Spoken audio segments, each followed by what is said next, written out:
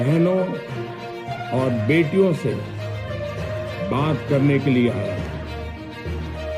आज भारत का हर नागरिक देख रहा है कि कैसे भारत की नारी शक्ति की उड़ान को रोक दिया गया,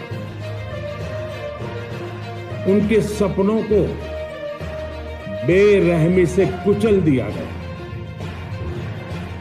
हमारे भरसक प्रयास के बावजूद हम सफल नहीं हो पाए।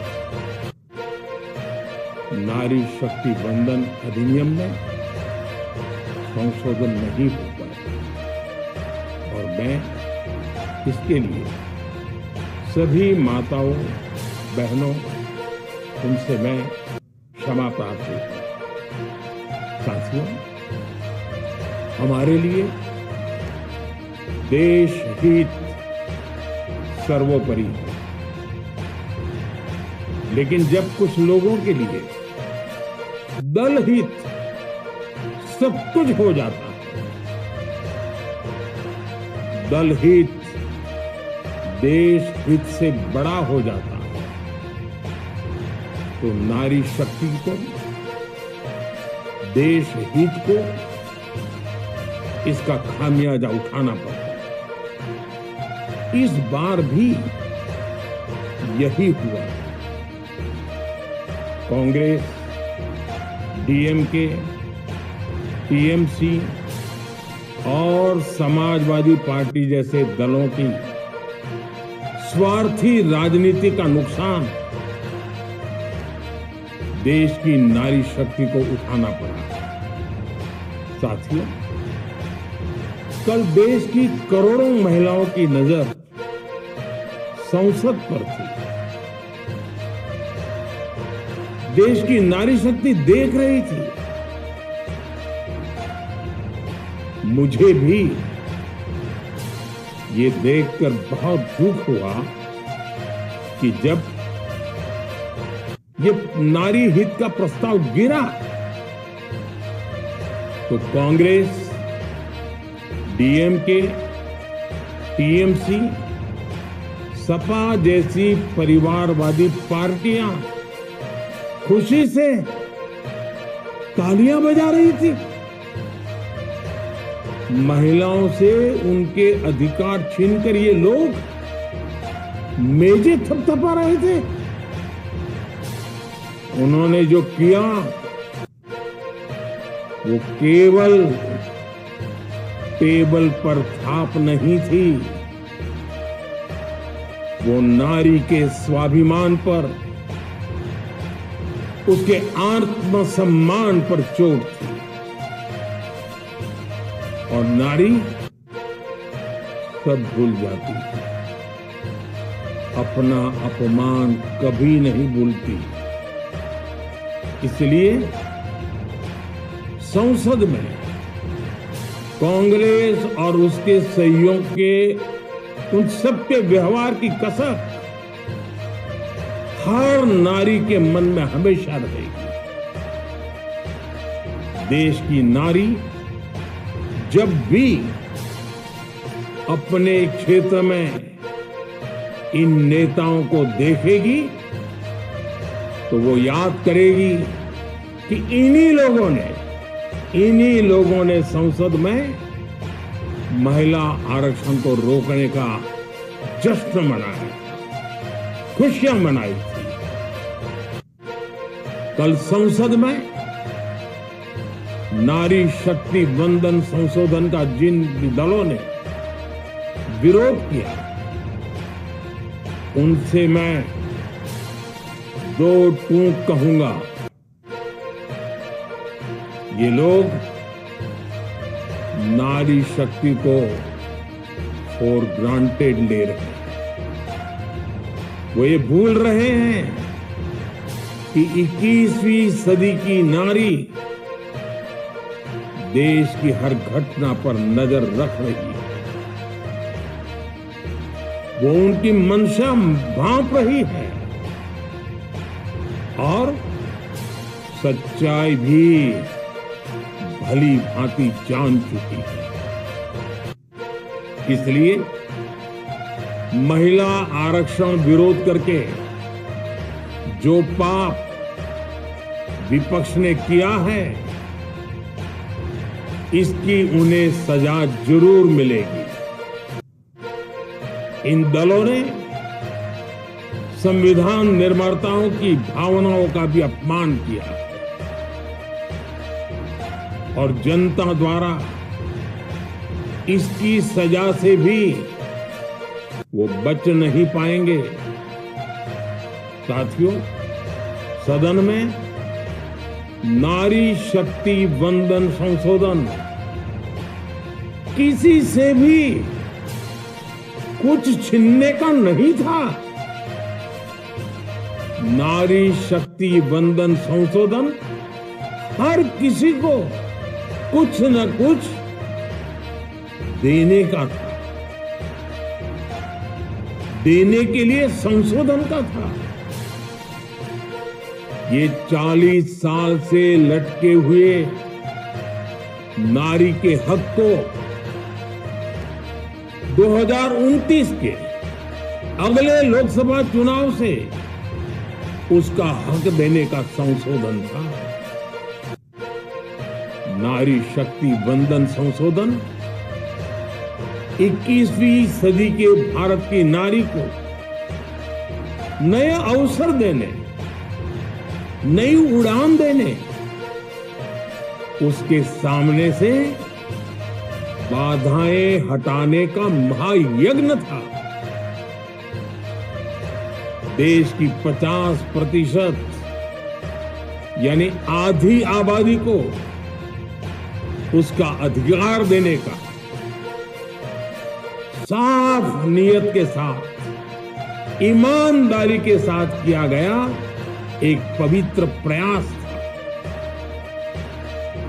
नारी को भारत की विकास यात्रा में सहयात्री बनाने और सबको जोड़ने का प्रयास था। नारी शक्ति वंदन संशोधन समय की मांग है। नारी शक्ति वंदन संशोधन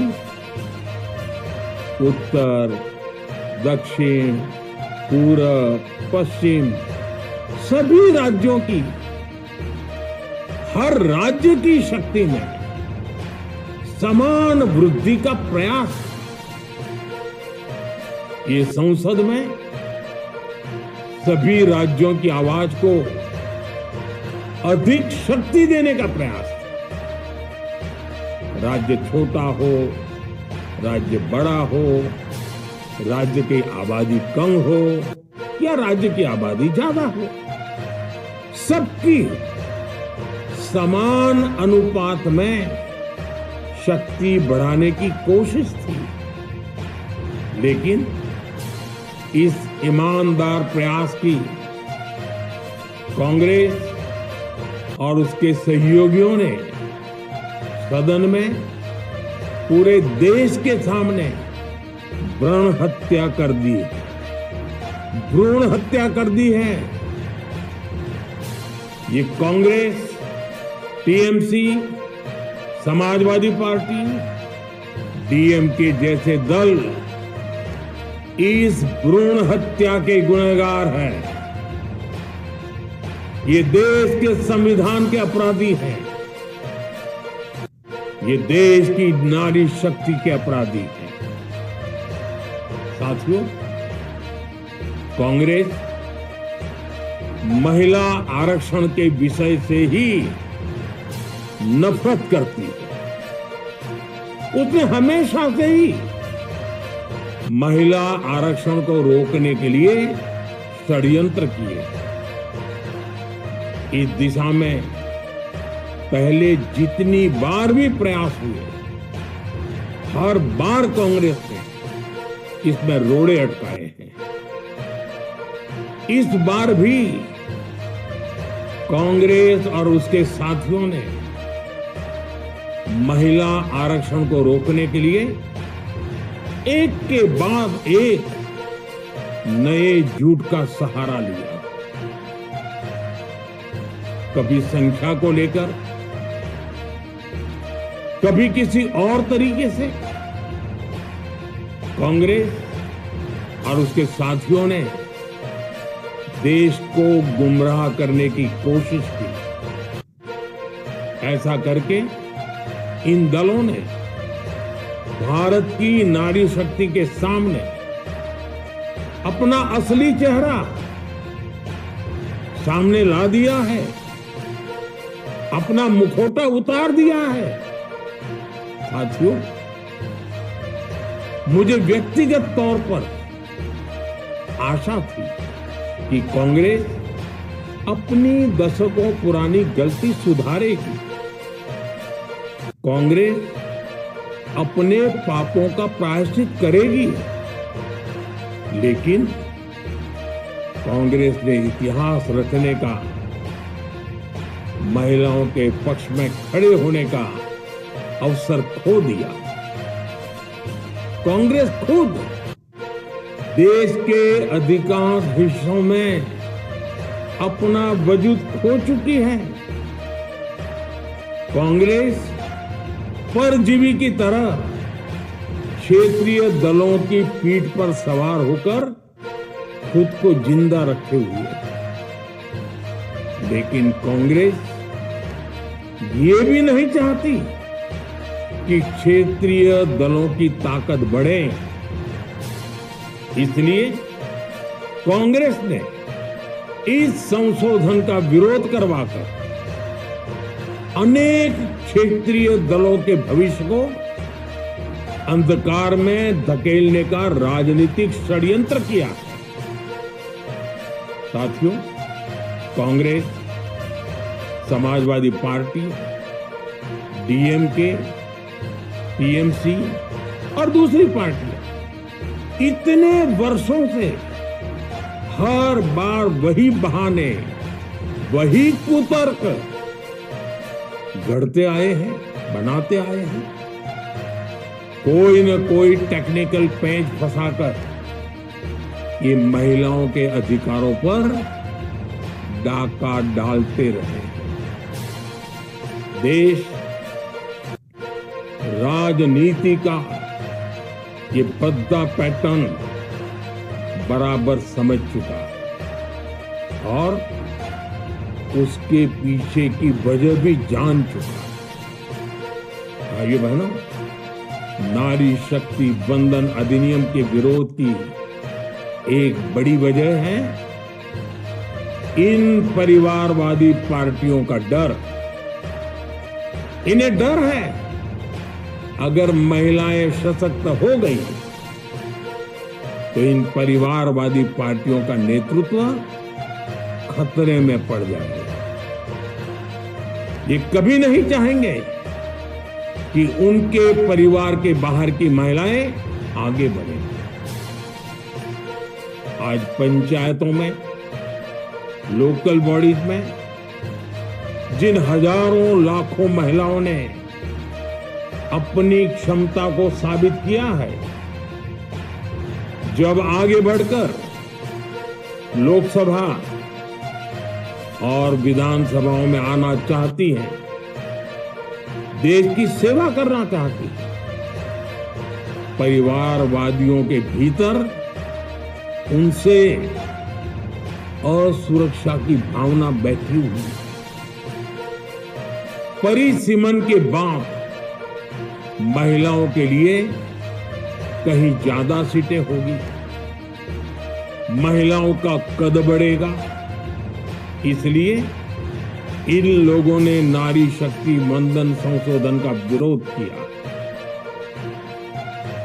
देश की नारी शक्ति कांग्रेस और उसके सहयोगियों को इस पाप के लिए कभी माफ नहीं करेंगे। मेरे प्रिय देशवासियों, कांग्रेस और उसके साथी दल डिलिमिटेशन पर लगातार झूठ बोल रहे हैं। ये इस बहाने विभाजन की आग को सुलगाना चाहते हैं, क्योंकि बांटो और राज करो कांग्रेस ये पॉलिटिक्स अंग्रेजों से विरासत में सीख कर आई है और कांग्रेस आज भी उसी के सहारे चल रही है। कांग्रेस ने हमेशा देश में दरार पैदा करने वाली भावनाओं को हवा दी, इसलिए ये झूठ फैलाया गया कि डीलिमिटेशन यानी परिसीमन से कुछ राज्यों को नुकसान होगा, जबकि सरकार ने पहले दिन से स्पष्ट किया कि न किसी राज्य की भागीदारी का अनुपात बदलेगा, न किसी का रिप्रेजेंटेशन कम होगा, बल्कि सभी राज्यों की सीटें समान अनुपात में ही बढ़ेगी। फिर भी कांग्रेस, डीएमके, टीएमसी और समाजवादी पार्टी जैसे दल इसे मानने को तैयार नहीं हुए। साथियों, ये संशोधन बिल सभी दलों और सभी राज्यों के लिए एक मौका था, एक अवसर था। ये बिल पास होता तो तमिलनाडु, बंगाल, यूपी, केरला हर राज्य की सीटें बढ़ती, लेकिन अपनी स्वार्थी राजनीति की वजह से इन दलों ने अपने राज्यों के लोगों को भी धोखा दे दिया। जैसे कि डीएमके के पास मौका था कि वो और ज्यादा तमिल लोगों को सांसद विधायक बना सकती थी,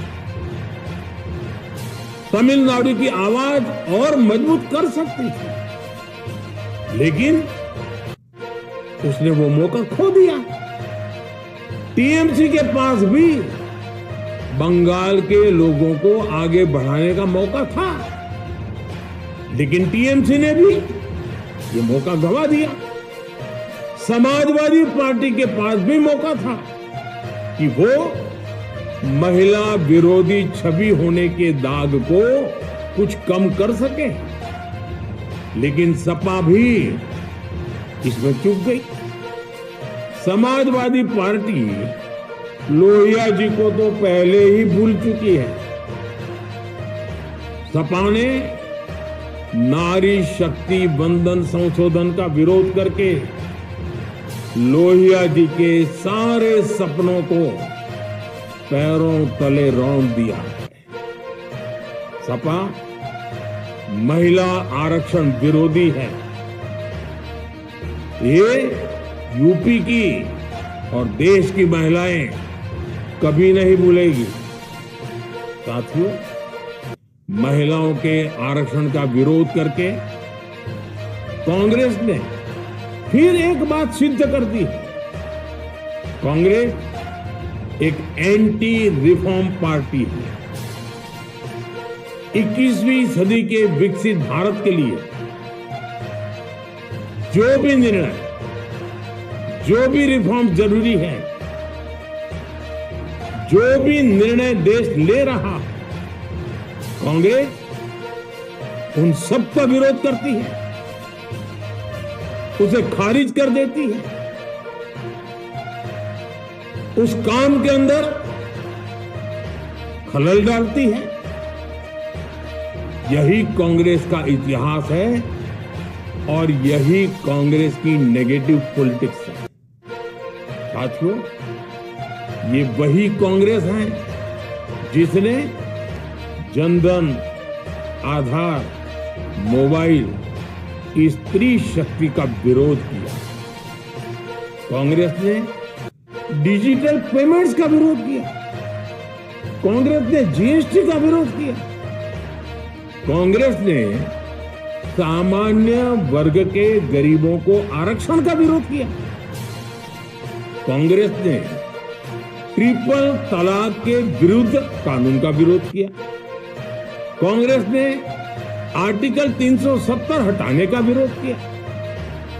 हमारा संविधान हमारे कोर्ट जिस यूनिफॉर्म सिविल कोड समान नागरिक आचार संहिता को यूसीसी को जरूरी बताते हैं, कांग्रेस उसका भी विरोध करती है।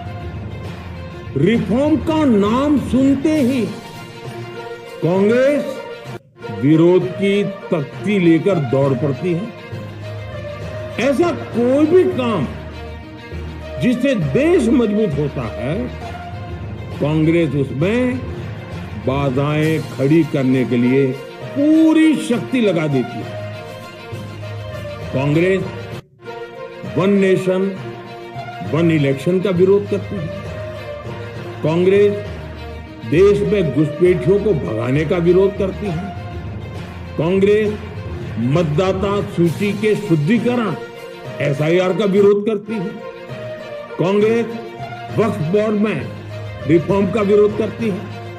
साथियों, कांग्रेस ने शरणार्थियों को सुरक्षा देने वाले सीएए कानून तक का विरोध किया। इस पर झूठ बोलकर, अफवाहें फैलाकर देश में बवंडर खड़ा कर दिया। कांग्रेस माओवादी नक्सली हिंसा को समाप्त करने के देश के प्रयासों में भी रुकावटें डालती है। कांग्रेस का एक ही पैटर्न रहा है, कोई भी रिफॉर्म आए तो झूठ बोलो, भ्रम फैलाओ। इतिहास साक्षी है, कांग्रेस ने हमेशा यही नेगेटिव रास्ता चुना। साथियों, जो भी कार्य देश के लिए जरूरी फैसला होता है, कांग्रेस इसको कारपेट के नीचे डाल देती है। कांग्रेस के इसी रवैये की वजह से भारत विकास की उस ऊंचाई पर नहीं पहुंच पाया जिसका भारत हकदार है। आजादी के समय उस दौर में हमारे साथ और भी कई देश आजाद हुए थे। ज्यादातर देश हमसे बहुत आगे निकल गए और इसकी वजह थी कि कांग्रेस हर रिफॉर्म को रोककर बैठी रही। लटकाना, भटकाना, अटकाना, यही कांग्रेस का सिद्धांत रहा है, यही कांग्रेस का वर्क कल्चर रहा है।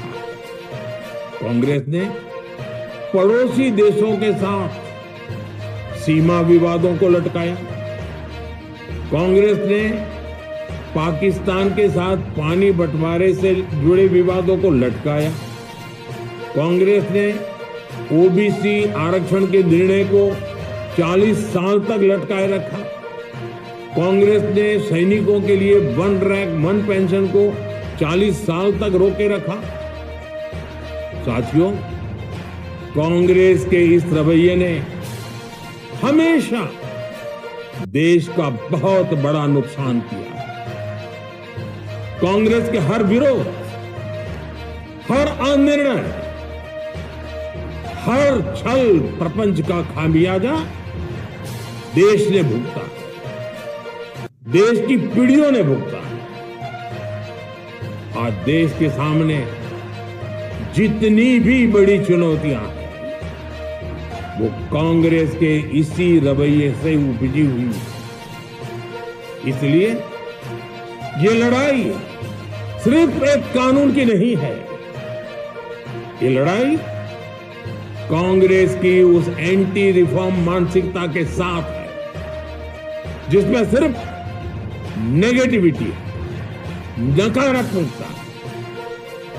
और मुझे इसमें कोई संदेह नहीं है कि देश की सभी बहनें बेटियां कांग्रेस की इस मानसिकता को करारा जवाब दे के रहेगी। साथियों, कुछ लोग देश की महिलाओं के सपने टूटने को सरकार की नाकामी बता रहे हैं, लेकिन ये विषय कामयाबी या नाकामयाबी क्रेडिट का था ही नहीं। मैंने संसद में भी कहा था, आधी आबादी को उनका हक मिल जाने दीजिए, मैं इसका क्रेडिट विज्ञापन छपवाकर विपक्ष के सभी लोगों को दे दूंगा। लेकिन महिलाओं को दकियानुसी सोच से देखने वाले फिर भी अपने झूठ पर अड़े रहे, कायम रहे। साथियों, नारी शक्ति को भागीदारी दिलाने की लड़ाई दशकों से चल रही है। वर्षों से मैं भी इसके लिए प्रयास करने वालों में से एक हूं। कितनी ही महिलाएं ये विषय मेरे सामने उठाती रहती, कितनी ही बहनों ने पत्र के द्वारा मुझे सारी बातें बताई हैं। मेरे देश की माताएं, बहनें, बेटियां, मैं जानता हूं आज आप सब दुखी हैं। मैं भी आपके इस दुख में दुखी हूं। आज भले ही बिल पास कराने के लिए जरूरी 66% वोट हमें नहीं मिला, लेकिन मैं जानता हूं देश की 100%, 100% नारी शक्ति का आशीर्वाद हमारे साथ है। मैं देश की हर नारी को विश्वास दिलाता हूं, हम महिला आरक्षण के रास्ते में आने वाले हर रुकावट को खत्म करके रहेंगे, हटा करके रहेंगे। हमारा हौसला भी बुलंद है, हमारी हिम्मत भी अटूट है और हमारा इरादा भी अड़िग है। महिला आरक्षण का विरोध करने वाली पार्टियां ये देश की नारी शक्ति को संसद और विधानसभाओं में उनकी भागीदारी बढ़ाने से कभी भी रोक नहीं पाएंगे। सिर्फ वक्त का इंतजार है। नारी शक्ति के सशक्तिकरण का बीजेपी एनडीए का संकल्प अक्षुण्ण है। कल हमारे पास संख्या बल नहीं था, लेकिन इसका मतलब ये नहीं है कि हम हार गए। हमारा आत्मबल अजेय है। हमारा प्रयास रुकेगा नहीं, हमारा प्रयास थमेगा नहीं। हमारे पास आगे अभी और मौके आएंगे। हमें आधी आबादी के सपनों के लिए, देश के भविष्य के लिए इस संकल्प को पूरा करना ही है। आप सबका बहुत बहुत धन्यवाद।